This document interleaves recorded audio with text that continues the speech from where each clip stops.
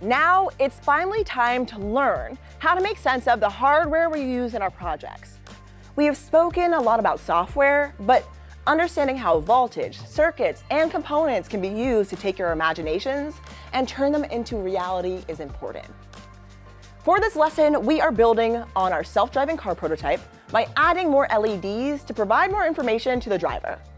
In previous lessons, we have worked with components, but understanding the science behind how the code you write interacts with them is very important in your journey to independently building or just understanding the behavior of the technology you see around you every day.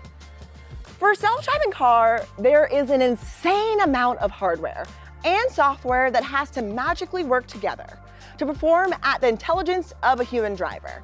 In voltages, conditions and logic, and loops, we explore the software elements that take in the data from the world to perform real-time analysis. But this lesson explores how the final step of controlling the electrical components in the car occur. For a self-driving car, every mechanism in the car is attached to a computer that controls it, like the sensors that detect rain, speak to the windshield wipers, and the cameras speak to the power steering, brakes, and acceleration. Code in this world can be insanely powerful because of what it can control. This lesson brings you one step closer to finding little or big ways for you to control the physical world with computers.